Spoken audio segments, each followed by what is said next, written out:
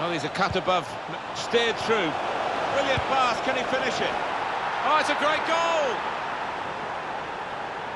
No one can accuse FIFA 20 of being a repackaged and slightly updated version of last year's game. Minor iterations rule the roost in the annual sports sim space, and as such, new installments end up feeling largely similar to their predecessors. FIFA 20 makes some changes on the pitch which aren't too massive, while also adding a significant amount of new content that ensures that this isn't just a year-old game with a fresh coat of paint. The biggest change is, of course, Volta, the street football-inspired mode that replaces the journey, what with FIFA 19 having brought a close to Alex Hunter's story. Volta acts as a great foil to FIFA 20's moment-to-moment action, and ends up being a great addition. While Konami's PES series has always been about offering realistic, authentic simulation that demands a certain level of finesse and skill from the player, FIFA's on-pitch offerings have, in comparison, traditionally been more arcadey. That's something that works against EA Sports series in most cases, but that arcadey feel is exactly what makes Volta so good.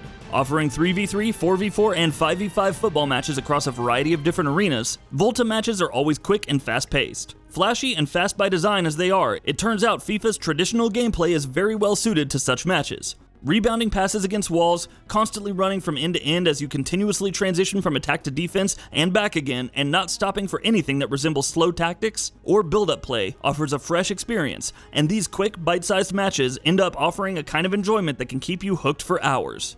One major aspect of Volta, though, is a story mode which attempts to replace the drama of the journey, but goes about it in a very different way. You still have control over your character's progression, whether that's through creation or skill trees or cosmetic unlocks and changes, but replacing a story that focused on the best domestic and continental professional leagues in the world with one that focuses on street football severely lowers the stakes. That, in turn, is bound to impact your enjoyment and how invested you find yourself. It also doesn't help that Volta's story mode doesn't really even try to do the best it could with this premise. Honestly, I miss the journey, and the love and devotion for the sport that it constantly displayed. The twists and turns lack impact, the characters range from annoying to forgettable, and the writing itself is painfully bad. Voice acting and acting performances are good enough, but there's only so much they could do with what they were given to work with. Where the journey felt authentic and engaging, Volta's story mode feels facile and lackluster. That said, where I've spent the bulk of my time in FIFA 20 so far isn't Volta. It's where I always spend the bulk of my time in FIFA games, the career mode.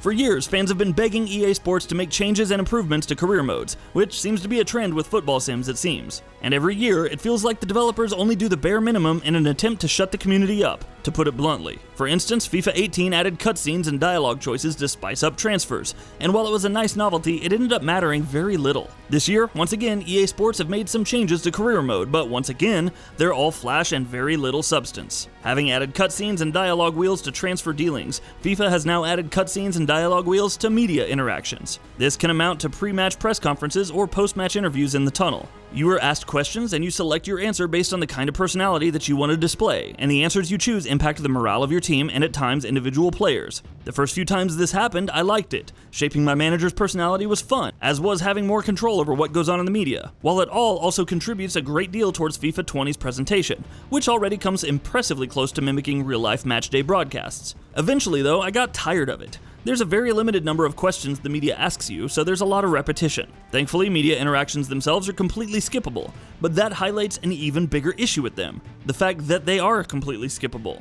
They ultimately have no bearing on the game in any meaningful or tangible way. The right kind of responses are met with a meter for morale going up in your screen's corner, but in all the hours I've played career mode so far, I've yet to see it making any difference to anything at all. All of which is to say, career mode is still effectively the same as FIFA 18, which was effectively the same as FIFA 16, which was, well, you get the point.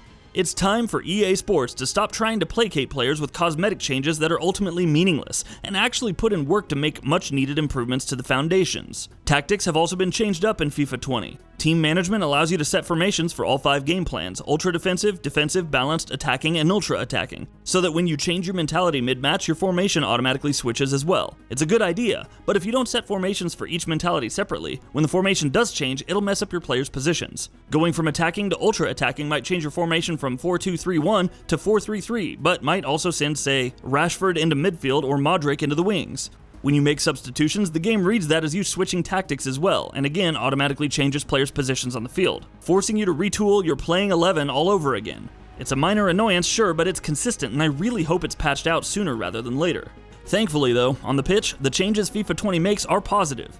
For years, FIFA has been trying to make defending less automated and make players actually work to win possession of the ball, and while it's still not something FIFA 20 achieves completely, it does come closer to doing so than any of its predecessors did. Defending requires you to think about your positioning a lot more than you had to before, and timing your tackles is much more important as well. Another aspect that's changed for the better is pace. In the past, more often than not, attacking in FIFA would boil down to a combination of through balls and bombing runs down the wings. Last year, in trying to de-emphasize pace, FIFA 19 essentially overcompensated and de-emphasized it a bit too much. That desired balance is achieved much more successfully in FIFA 20, so pacey players actually do feel like pacey players, but aren't cartoonishly pacey either. Combined with more authentic defending, it makes the on-pitch action more engaging than it was last year.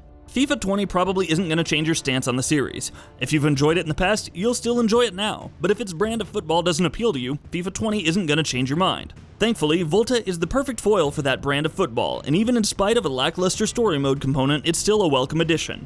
On the other hand, career mode continues to show its age, and once again, I'm left wondering whether next year will be the year EA Sports finally gives it the overhaul that it needs.